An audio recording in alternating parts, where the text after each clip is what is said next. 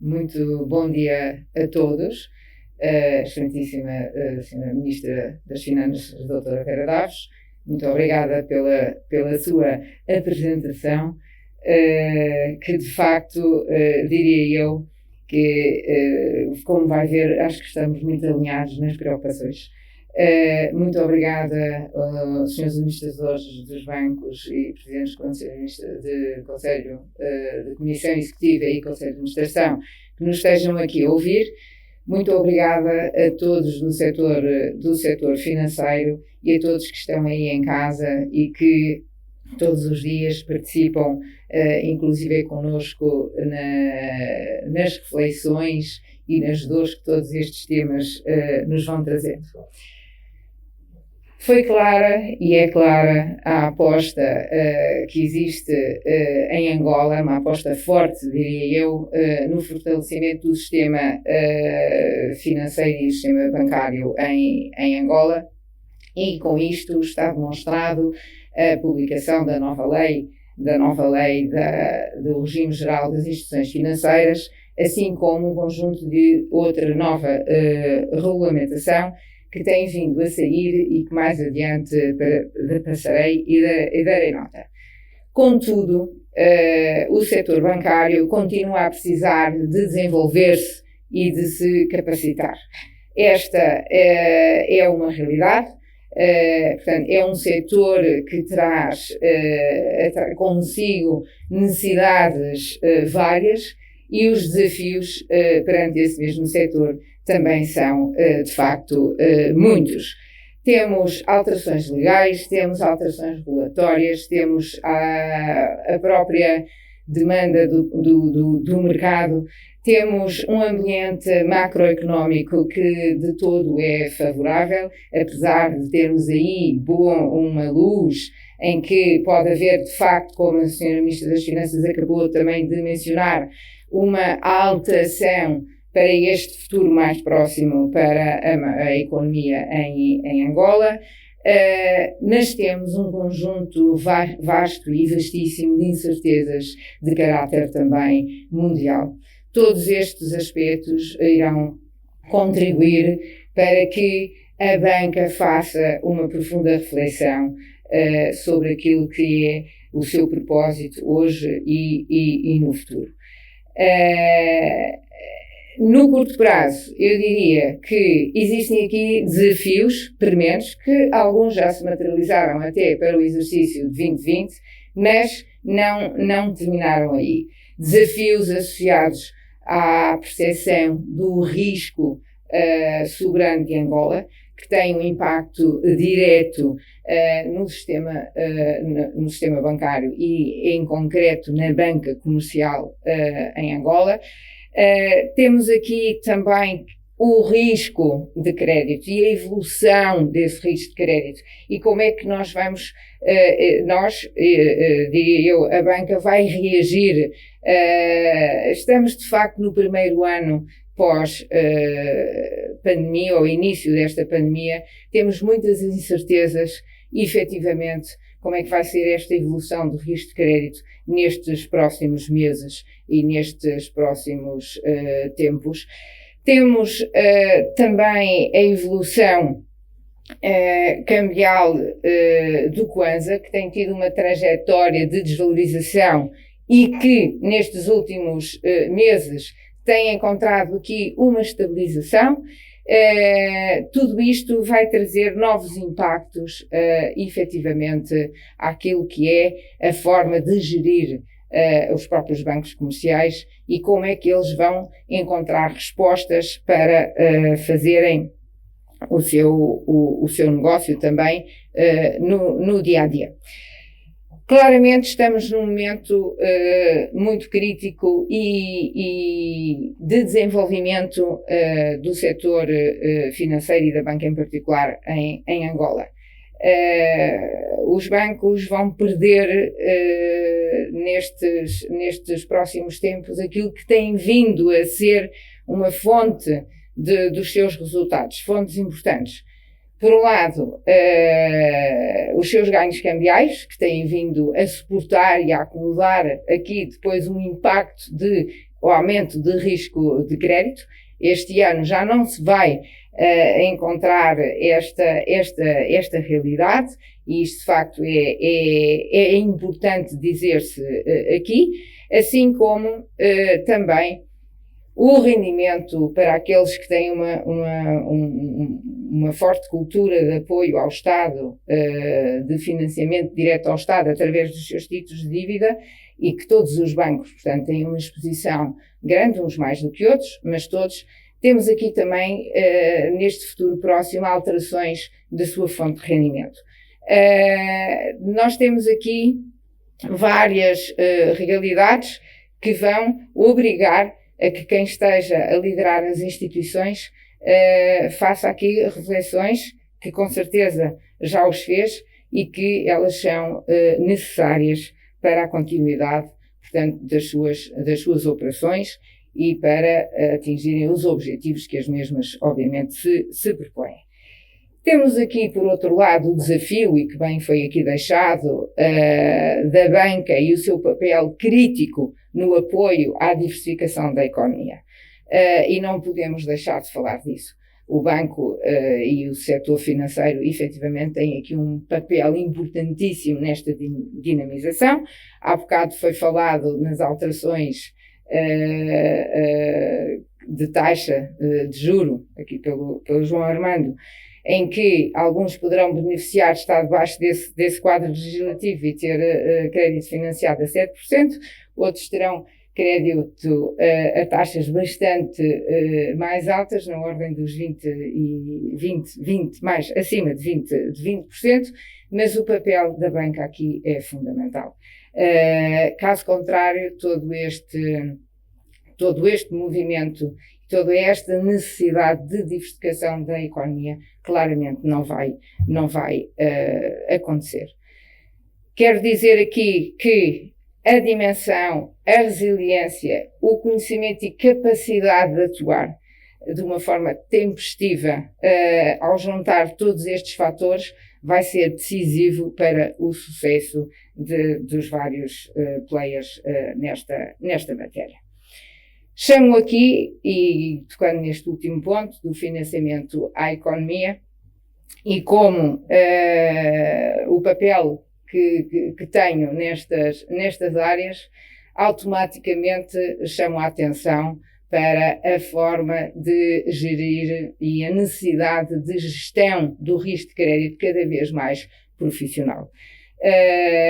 Isto não é nada de novo, não é? Porque conceder crédito, tipicamente, temos que gerir depois o risco de crédito, mas é necessário, quando temos aqui um quadro onde temos que trazer para a banca novos projetos, muitos deles que são startups, muitos deles que trazem também novos dinamizadores da economia que precisam também de apoio, não precisam só de crédito, mas também precisam de apoio na condução dos seus próprios negócios.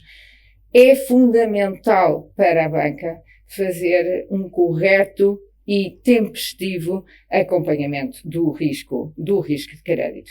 Isto significa que a banca tem que ter técnicos capazes de o fazer, com conhecimento de avaliar corretamente e de acordo com aquilo que são as novas exigências da avaliação desse mesmo risco de crédito, tem que ter implementadas metodologias que dão resposta ao seu doing business diário, mas por outro lado, àquilo que é a forte tónica da gestão do risco de crédito por duas vertentes, quer relatório, quer também o seu compliance com as regras contabilísticas, portanto, neste caso, os modelos da IFRS 9, que são bastante mais complexos do que até aqui se tinham vindo a tratar e a estimar. E, por último, dar aqui uma nota que tem que existir dentro das organizações uma cultura de end-to-end deste processo de crédito, desde a concessão, a monitorização e a recuperação. E enquanto que este fio condutor deste processo não estiver todo alinhado, e permitam-me dizer que não é simples, obviamente, querer crescer na concessão de crédito, com todos os riscos que isso indica, e depois temos, por outro lado, aquilo que muita gente diz, o tampão do risco de crédito. Por isso é que é tão importante esta gestão de forma atempada, que tenham ferramentas, e que os bancos precisam ter ferramentas para suportar também estas análises e que possam apoiar, quer no processo de contratação, quer depois a monitorização. Não esquecer, de facto, a monitorização do risco de crédito, que é fundamental, ser aqui célere, contactar com os clientes de forma atempada. Muitas vezes é crítico para não termos mais à frente que lidar com temas mais pesados na ótica da recuperação de crédito. Por outro lado, ter aqui um equilíbrio de financiamento à economia real e financiamento direto ao Estado é algo que é um ponto de equilíbrio que não é fácil de encontrar, obviamente, mas tem que ser encontrado, e cada instituição, de acordo com aquilo que são as suas políticas, daquilo que são a sua capacidade também, a sua liquidez, a sua estratégia, terá que o encontrar. Mas é uma nota que também deixo aqui, porque é algo que é importante neste momento para Angola e para todos os players desta atividade. Ora, falei eu aqui de concessão de crédito, mas não esquecer o seguinte: não há de haver instituição que resista se não for ao encontro das necessidades de cada cliente. E esse cliente pode ser um pequeno particular, como pode ser uma grande empresa. Portanto, a banca tem que ter latitude, e obviamente que depois aí cada um terá o seu papel mais interventivo no mercado do que outros, mas a banca tem que ir ao encontro das necessidades dos seus clientes. A banca tem que criar, tem que inovar produtos que se adaptem às necessidades de Angola e dos angolanos e das empresas, e do papel de cada empresa. Falamos muito do alargamento da produção nacional, falamos também muito sobre exportações, falamos também muito do pequeno particular, que pode precisar e precisa, e muitas vezes vai à banca e não encontra aí respaldo, não encontra aí forma de ele também se financiar. Portanto, é uma nota, é um desafio para quem é gestor hoje, no dia a dia, sobre estas matérias. Não esquecer que a banca entre si tem concorrência, e isso é saudável, mas tal como aqui também hoje já foi falado, também vai passar a ter concorrência de outras entidades que não são diretamente instituições financeiras. Temos que deixar aqui nota que o foco e ter a atenção no cliente é fundamental também para o crescimento, e a banca também tem que se virar para fora. Tem um grande desafio ao virar-se para dentro, com todo estas alterações regulatórias, legislativas, mas obrigatoriamente tem que se virar para fora. Tem aqui um conjunto de desafios muito grandes e que são de naturezas de facto diferentes entre elas. Nesta busca de dar resposta também às necessidades do cliente, já aqui foi falado, efetivamente também todo este processo de digitalização, que vai trazer novos caminhos, que vai trazer novas formas de chegarmos até essa clientela, é importante. Eu julgo que isso está na agenda de muitos bancos, mas é premente começarmos a atuar nesse sentido. Falei já aqui de evolução regulatória, dar aqui apenas uma pequena nota. Portanto, houve claramente a publicação da nova lei do Regime Geral das Instituições Financeiras. Claramente a nova lei ela está construída numa lógica de um processo de supervisão. Portanto, essa lei traz, e eu diria partes em que se pode dividir entre condições de autorização, as normas e requisitos prudenciais, as medidas de gestão em ambiente de crise e, diria eu, o saneamento financeiro, os sistemas de garantia de depósitos. Temos também capítulos do sancionamento e infrações. Dar também aqui nota que no corpo dessa lei há uma tónica muito presente sobre o controle interno e aspectos de governação. Neste momento até já foram publicados pelo Banco Nacional de Angola vários avisos que já começam a dar agora corpo a estas necessidades. Não é que alguns temas já não existissem em legislação, mas foram agora claramente revistos. Dou aqui nota do aviso 8, do aviso 9. Aviso 9 esse que até trata de uma forma, e aqui com muitas novidades, deixo também já para o papel do auditor externo e as suas obrigações e os seus deveres em relação à sua relação com o supervisor e também das próprias instituições com o auditor. E naquilo que respeita ao controle interno e temas de governação, também já foi emitido o aviso 10, agora de 2021, sobre essa matéria. Portanto, estamos aqui num quadro de grande alteração regulatória e que é preciso que tudo isto seja vertido para dentro das instituições, para dentro do banco. Há aqui muitas áreas que ficam envolvidas e é aqui uma coordenação bastante exigente neste momento no setor.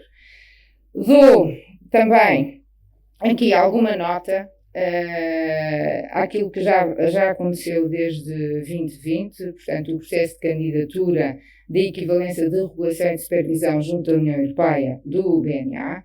Isto é relevantíssimo para o mercado angolano. Isto não é só um trabalho, portanto, do regulador, do supervisor, é um trabalho de todo o setor. Envolve, obviamente, depois cada um de vós da banca comercial, mas tem aqui um papel que consideramos de facto relevante. E isto porquê?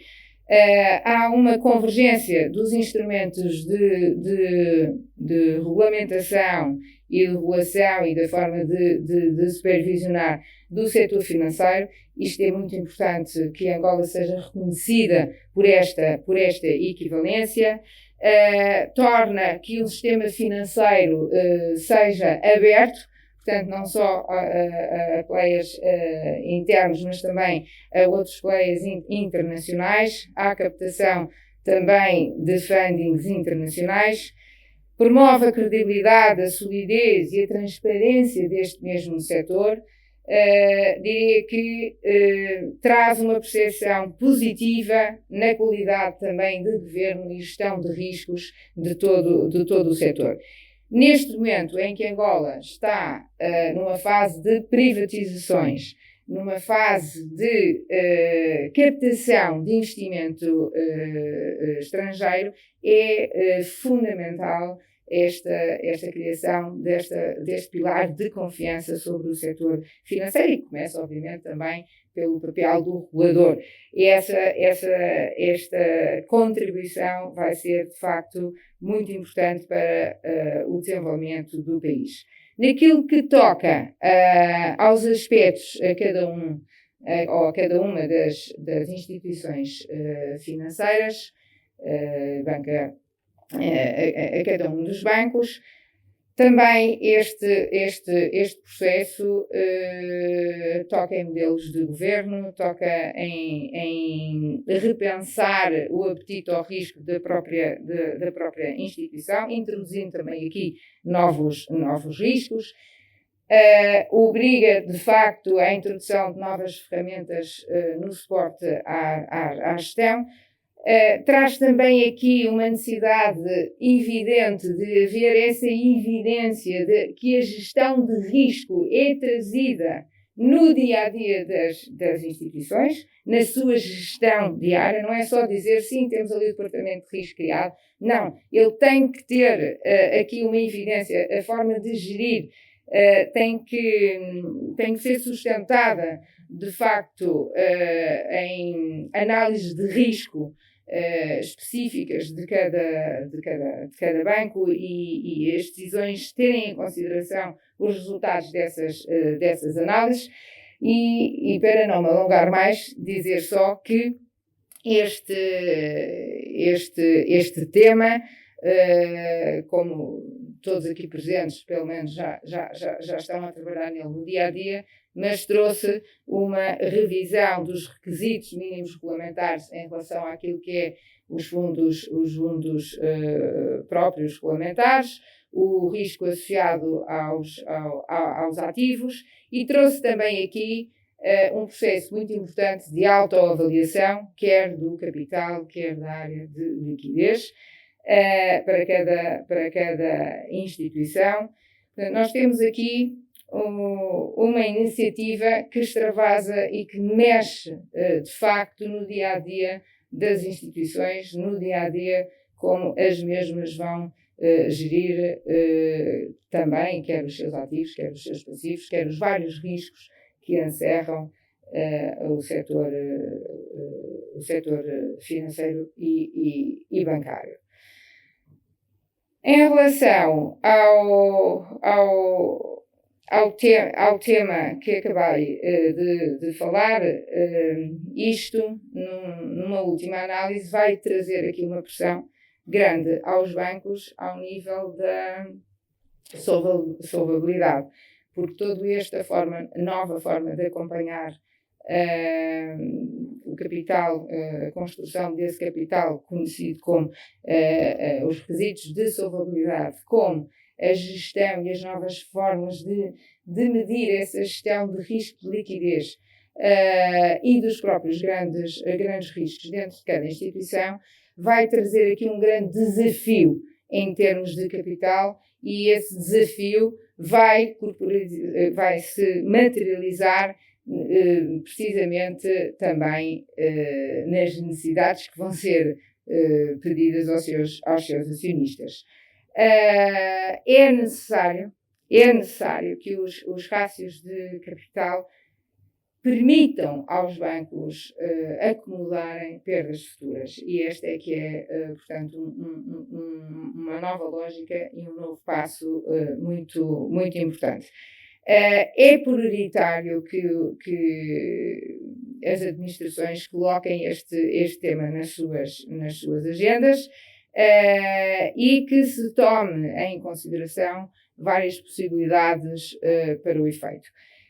Aumentos de capital pelos atuais acionistas, abertura de capital a novas entidades, a consolidação do setor, que há muito já se fala, portanto já não é a primeira vez que se fala deste tema, mas todos estes instrumentos e todas estas necessidades e toda esta pressão que vai, em última análise, recair sobre os acionistas, vai fazer com que se repense, de facto, como aportar mais capital para dentro das organizações. O modelo de negócio dos bancos, pelas razões que também já aqui falei, obrigatoriamente vão alterar. Portanto, existem aqui pressões novas. Como disse, existem aqui fontes de rendimento que vão deixar de existir. Também restrições ao crescimento das comissões, como sabem, também foram colocadas aos bancos. Portanto, para além da falta, enfim, entre aspas, não é? Destes resultados cambiais que este ano vão ocorrer, a uma natural contração da margem financeira, os bancos vão claramente ter que repensar o seu modelo de negócio.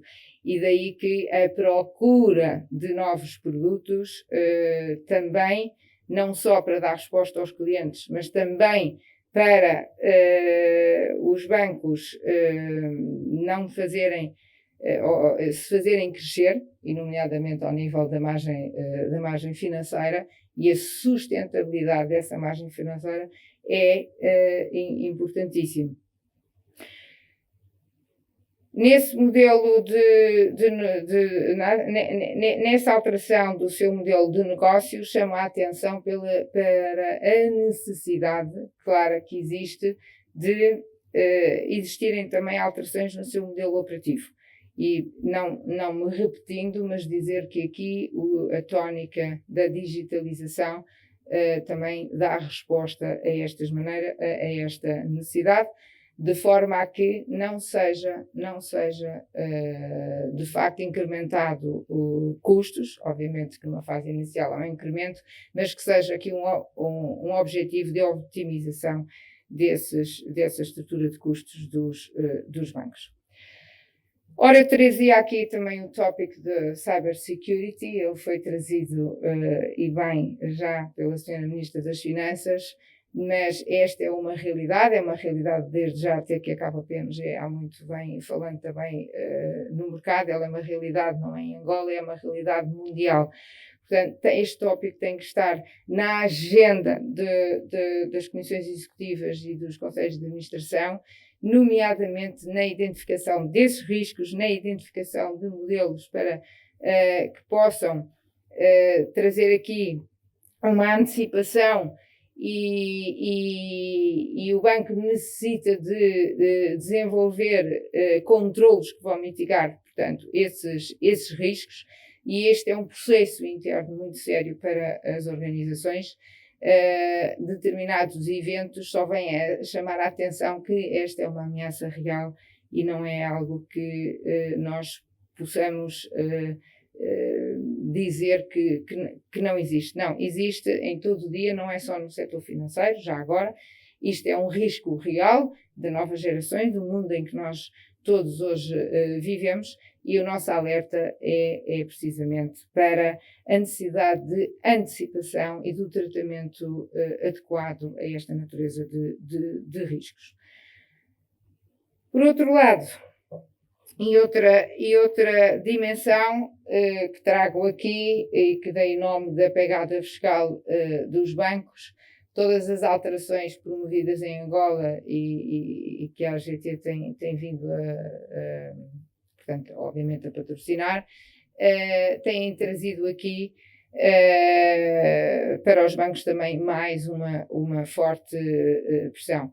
Eu gostaria de deixar nota de alguns temas que são necessários ainda serem esclarecidos em relação a esta matéria, nomeadamente alterações que foram introduzidas no final do ano passado em relação ao imposto industrial e que têm um impacto muito grande e direto no setor financeiro.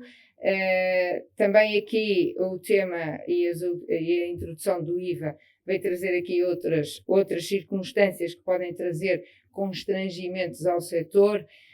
Há necessidade de haver aqui diálogo entre a AGT, entre os vários players do setor financeiro, para que algumas temáticas sejam efetivamente esclarecidas o quanto antes.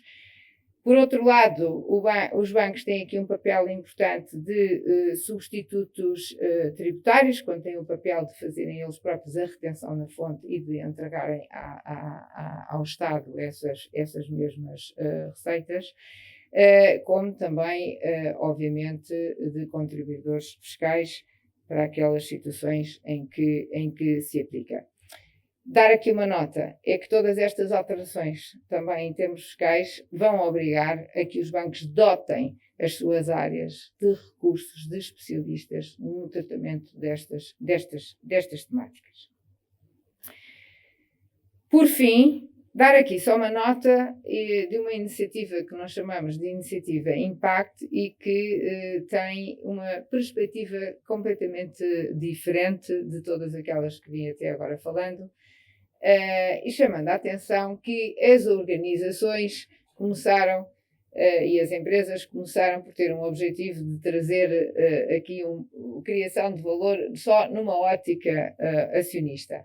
Mas, ao longo do tempo, temos vindo a evoluir essa noção e hoje, através da publicação em 2015 pelas Nações Unidas, 17 grandes objetivos de desenvolvimento sustentável, esta é uma outra dimensão que eu também gostaria de deixar aqui nota e um desafio para o setor que deve começar também a ser trazido à discussão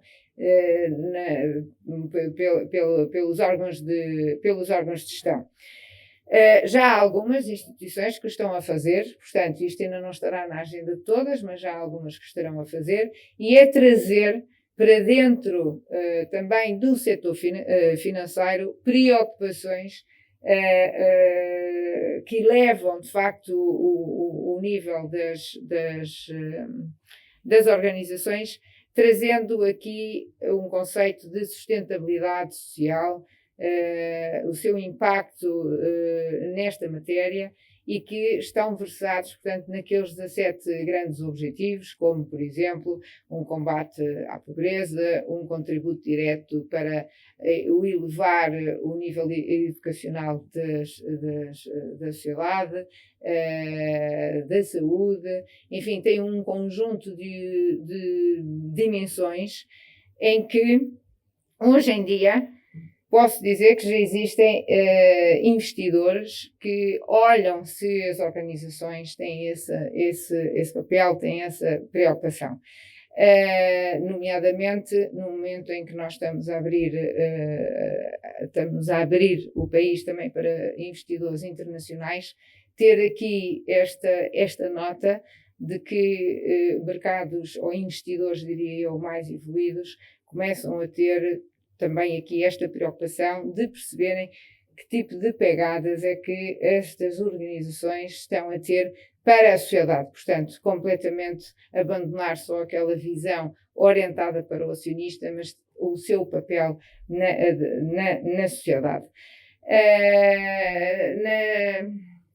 Com a introdução da Diretiva Europeia de reporte, deste tipo de reportes, quero dizer que este tema já está claramente em cima da mesa e deixar aqui nota que a medição deste tipo de indicadores não se prende só por indicadores financeiros que todos nós estamos muito habituados no dia-a-dia, mas com outro tipo de dimensões e há aqui um caminho que também não é fácil de saber como medir e como elaborar reportes sobre estas temáticas. Trouxe aqui alguns temas que espero que na segunda parte deem aqui algum mote da conversa. Muito obrigada a todos e um resto de boa conferência.